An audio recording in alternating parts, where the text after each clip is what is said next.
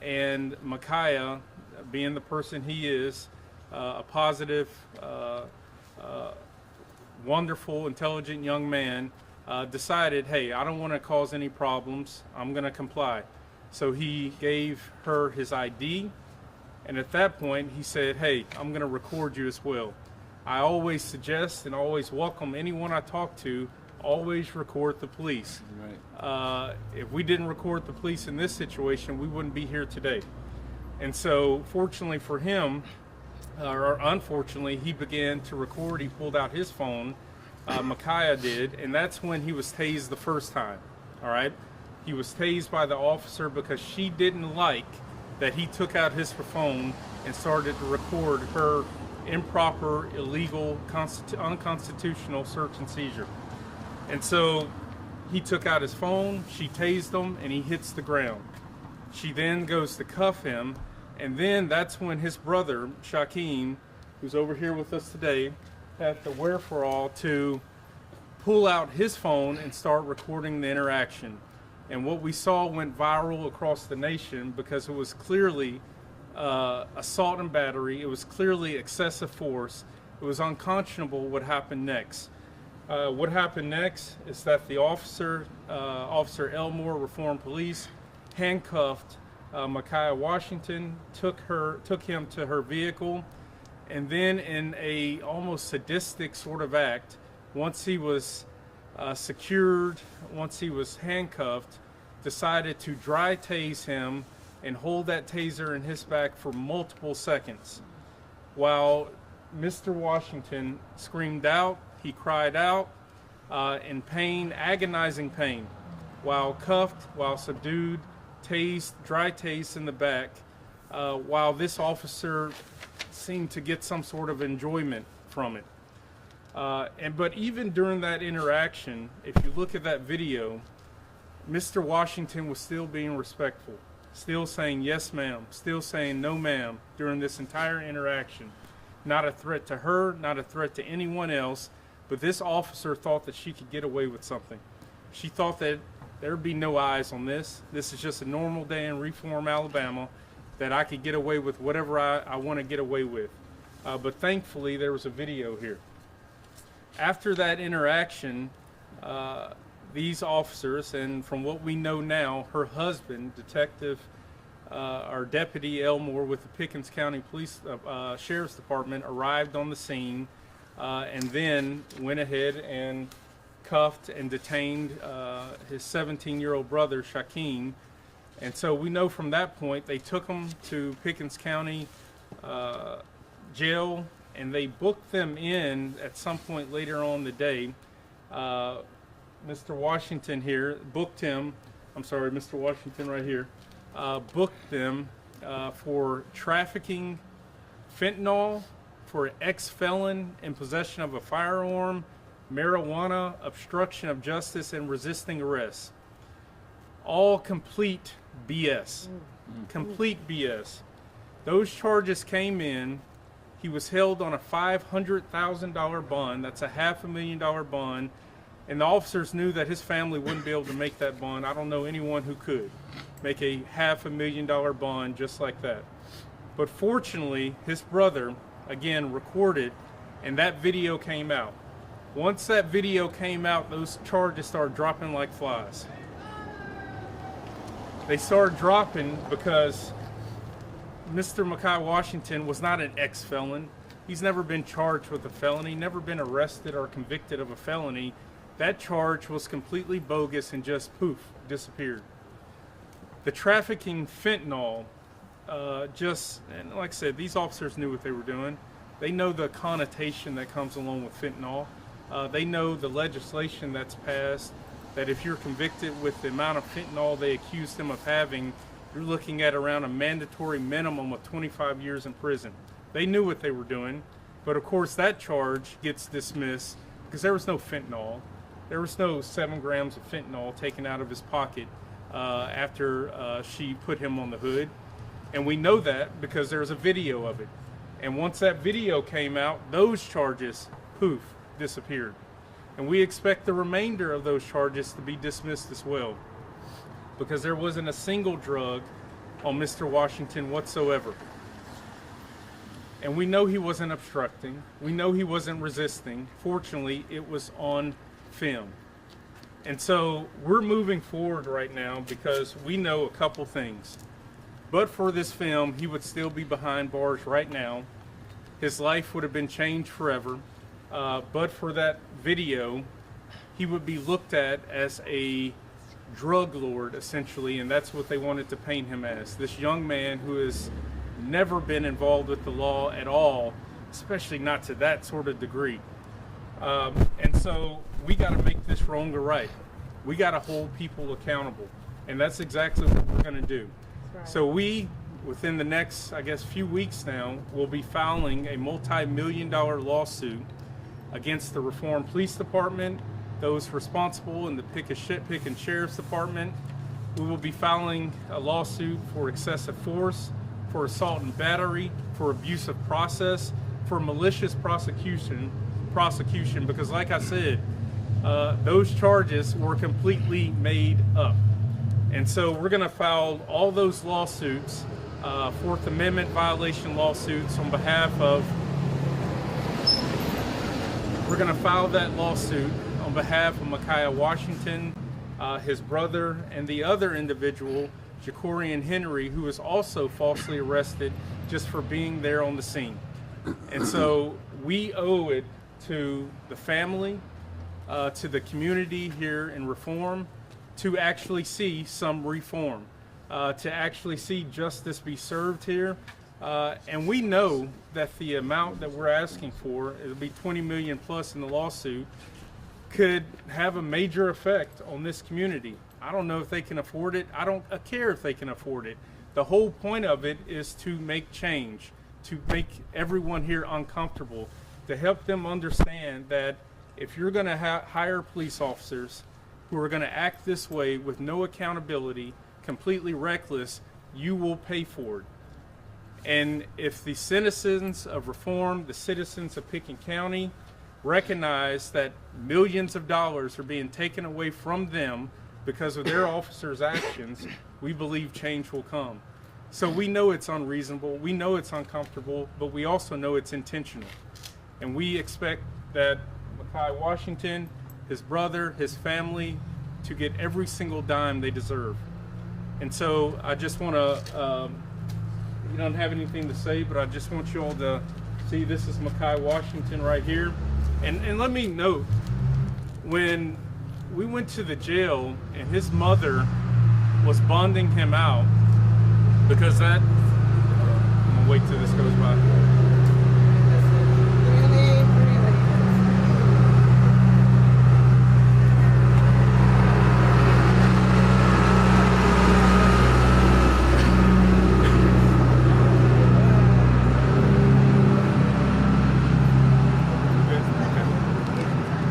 And let me point out, when we went to the jail to get Micaiah Washington out with his brother, he still was wearing the t-shirt with holes in the back where he had been tased multiple times. He's been through everything at this point. He can't believe it was him. While this was happening to him, while he was on the hood of that car crying out for his life, he thought that was going to be his last day. He was like, you know, it couldn't be me. I couldn't be going through this sort of thing. And so he's been through a traumatic experience, and we're going to do everything on our end to get him back to the jovial, positive, just wonderful human being he is still today, and he was before this. We're going to make him whole again. And so his mother is here with us as well, Ms. Pope, who has just been an incredible support. And look at everybody that's here. The town, the NAACP, his family, his attorneys, we're all here in support of him because we are going to make a change. Mr. Maxwell, we'd all love to hear from Micaiah, just how this whole incident has upset him. Could we get a few words from you, Micaiah? Just a few words? I think Micaiah, about all this? Real brief. Yeah. He doesn't, we're not going to, you know, there are a couple interviews out there, and he's going to have a lot to say soon once we get this complaint filed. But we want to go ahead and get the complaint drafted, go ahead and get it filed, and then Micaiah will have something to say after that. But he does want to let everyone know, thank you for the support. from the community. It's been tremendous. From the phone calls, the messages, the social media, to know that everyone is behind him. It's been incredible for his family, and he thanks you. What about Micaiah's mom? Will she step up and say something? No, knowing Micaiah's mom, she's one of those solid rocks, silent rocks, and so The family could say a few words. How does it impact the family? Doesn't have to be long, just something brief.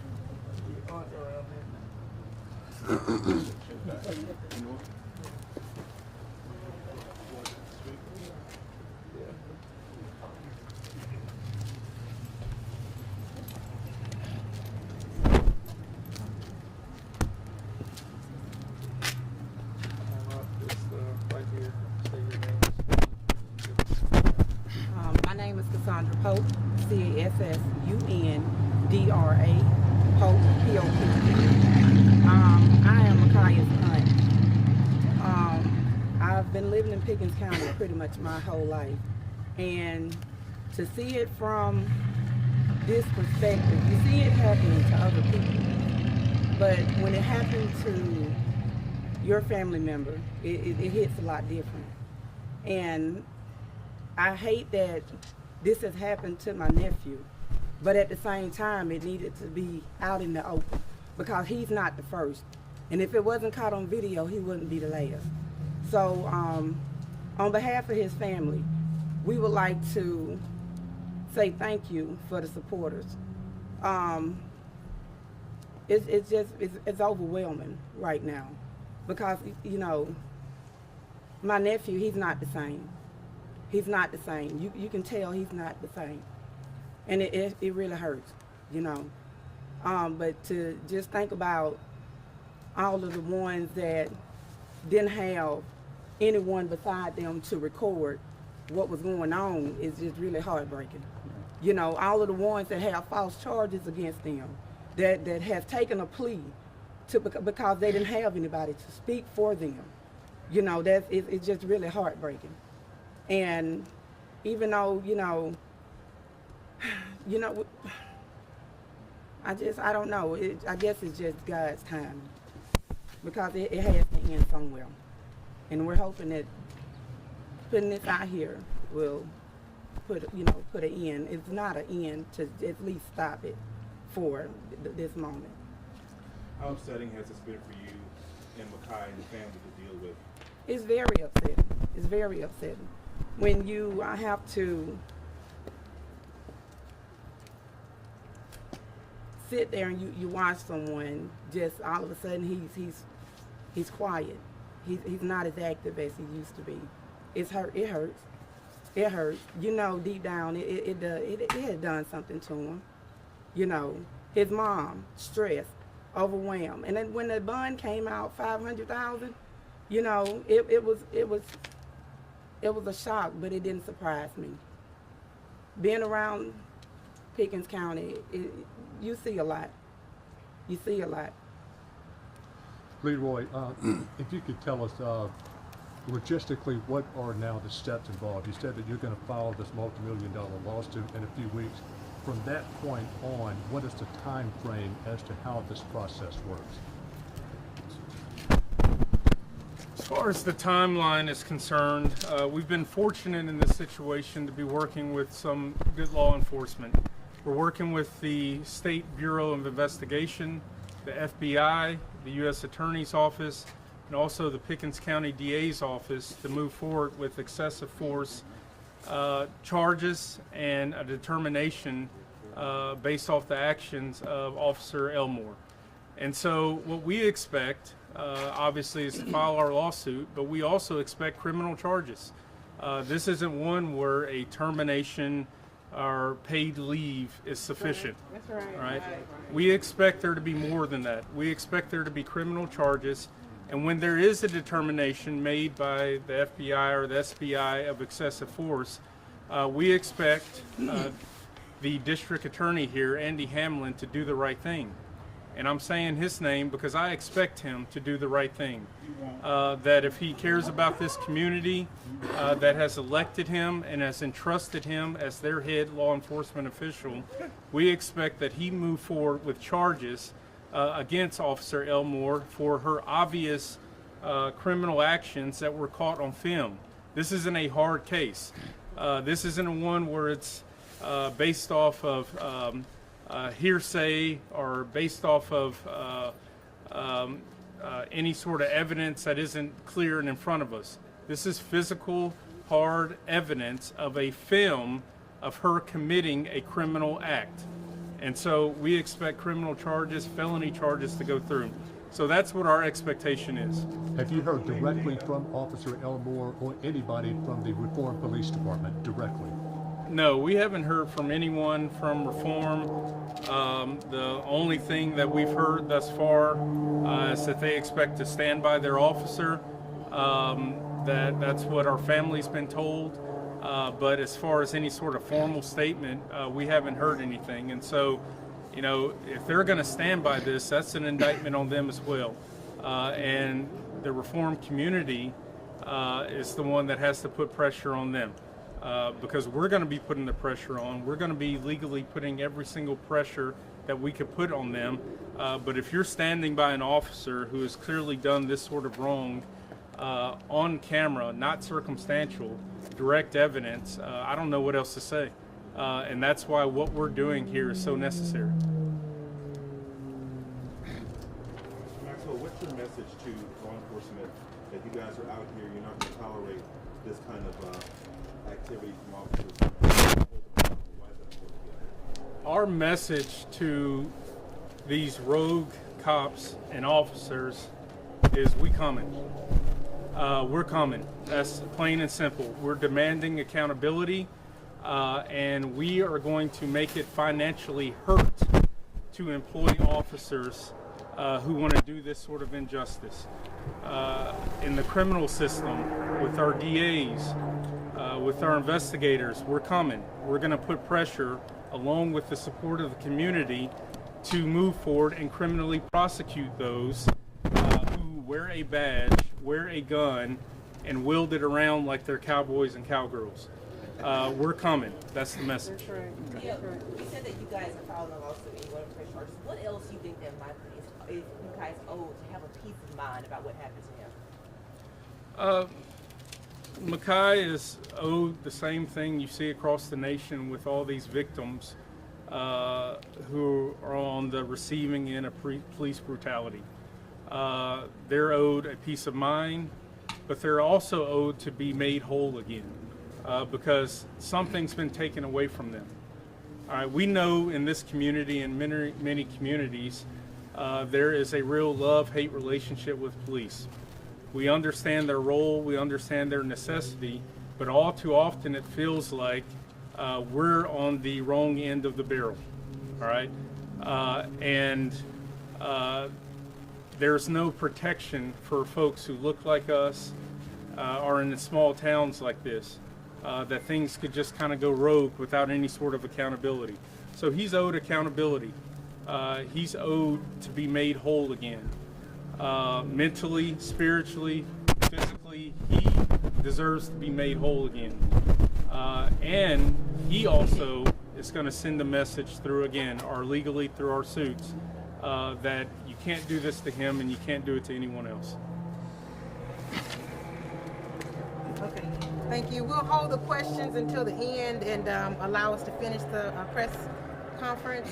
And now we'll hear from William Petty, the president of Pickens County Branch NAACP. Good morning to everyone. I would like to thank our branch members as well as our state president as well as the members of the community.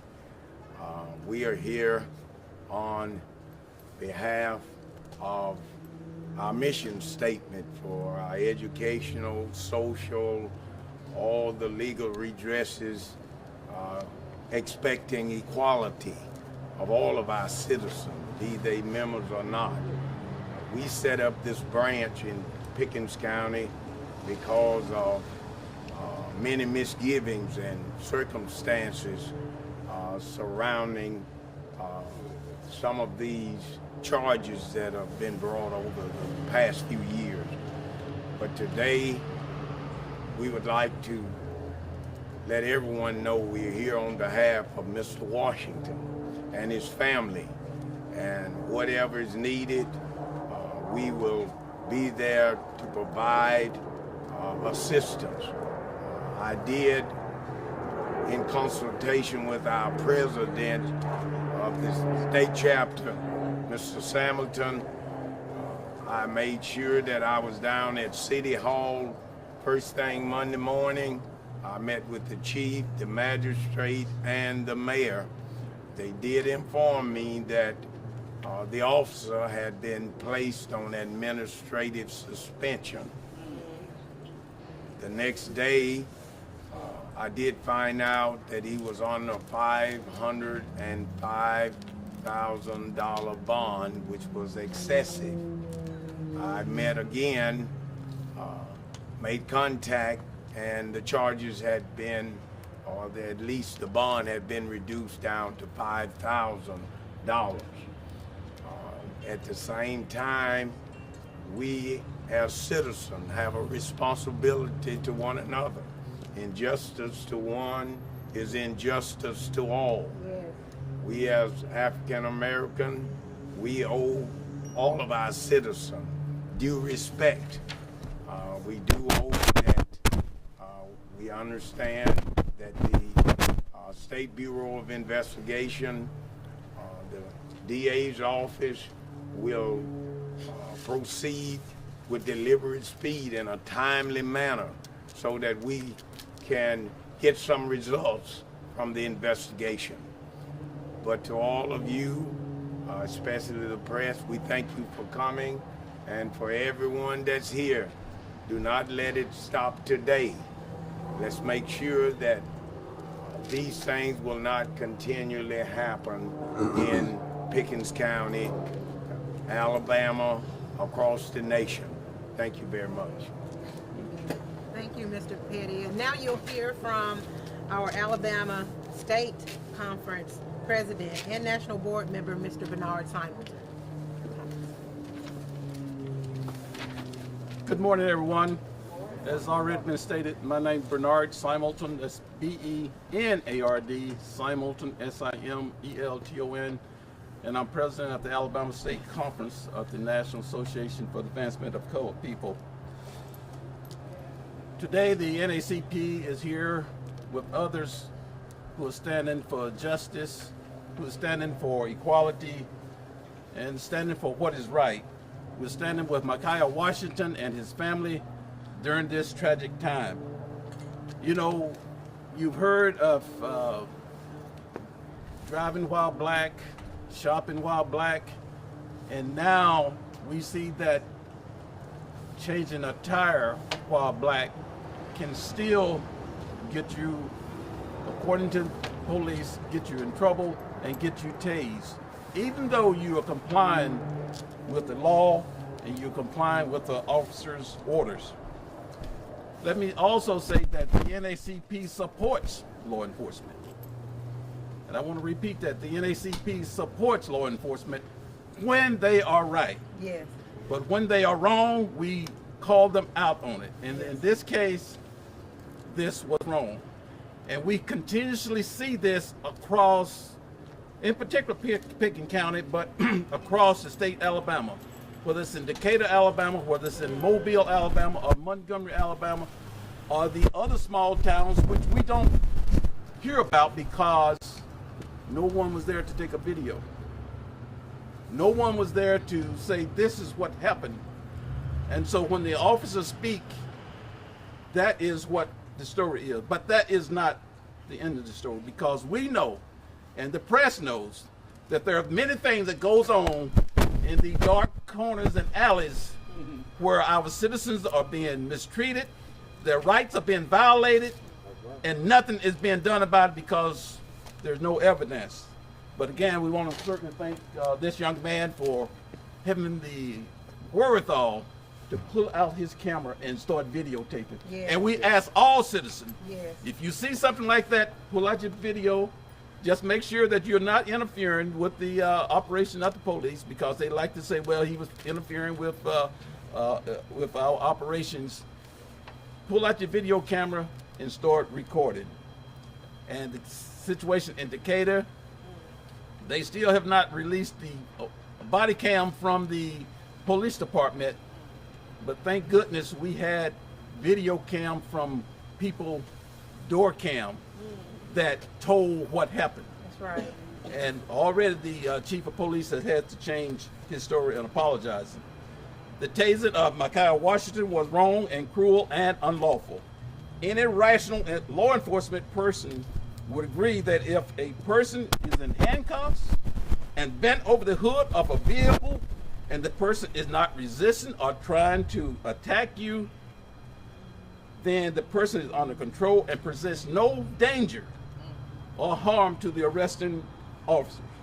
And protocol would say that you do not have the authority to tase that person just because you have a badge on. And just imagine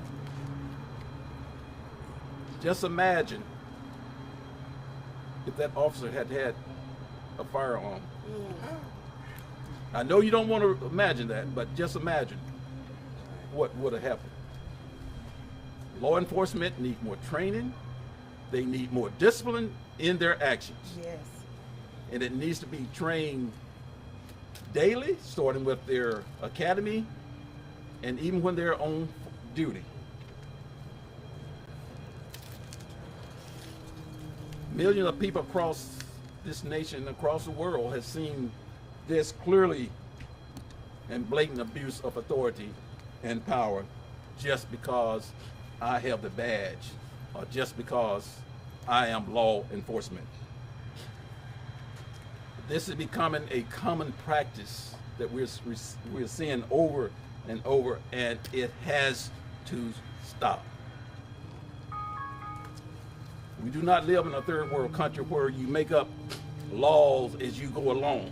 We have clearly defined laws and protocols on the use of deadly weapons. And we're calling on the police department, we're calling on ALEA, we're calling on all those who have anything to do with law enforcement to make sure that we are enforcing those protocols and those policies. So the NAACP is here today to demand 4 things. The first thing is to demand that the reformed police officer be held accountable, and that's just not being put on administrative leave. That is being given due process, then that they are removed from their position permanently as a law enforcement person. Yes. And this has already been stated, include prosecution under the fullest extent of the law. Also, we're calling on reformed police officer to be decertified and her name entered into the National Decertification Index, Yes. so that she Yes. cannot go Yep. over to Tuscaloosa County, over to Mississippi, Yes. and say, I want to apply to be a law enforcement. And that is also what we are demanding.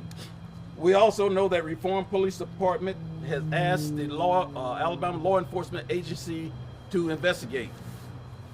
Now, LEA is a big agency. I know they have a lot of work to do. They are still investigating the case in Decatur that happened back in October.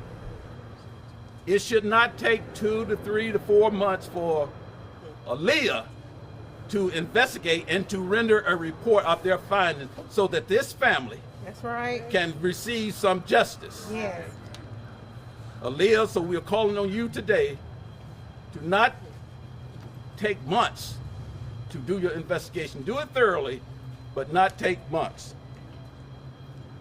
The city, also we're calling on the city of Reform to provide additional training for its police officers. And I might add that this needs to be done across the country and certainly across the state of Alabama. The last thing is we've been in contact with our national office and they are, and we're supporting, they are writing a letter to the Department of Justice to demand that DOJ conduct a civil rights violation in this particular case, because it is clearly that Ma'Khia's civil rights were violated. So today we are in reform, but tomorrow, where we will be? Will we be in Birmingham? Or will we be in Tuscaloosa? Or some other small town in the state of Alabama? It must stop. Thank you very much. Thank you, Mr. Simonton. Well, this concludes our press conference, and I want to thank Mr. Simonton, Mr. Petty, Mr. Rice, and Mr. Maxwell, and the family, and all of the members of the community for coming out to support Ma'Khia and his brother. Now, if you have any additional questions, you may pose them now. Leroy, can you talk about Ma'Khia's injuries, whether he's okay now, or any permanent injuries from the tasing? From the tasing, Ma'Khia's injuries were swelling, bruising. He was immediately, once released, went to go treat at emergency care to tend to his wounds. He is slowly healing from the actual physical assault, but mentally he's got a long way to go. And so we're going to make sure we get him taken care of and make sure he does exactly what he needs medically to get back physically and emotionally. Just for the record, the officer's name is Dana Elmore. That's correct, Dana Elmore. She's on administrative leave right now. That's from my understanding, that's correct. She's on administrative leave. Do you know how long she worked the reform police department? I'm not aware of that. You said her husband is a Pickens County Sheriff's deputy? That's correct. Leroy, I apologize. What's Elmore's first name? Dana, D-A-N-A. Thanks for having us. Thank you. Thank you all.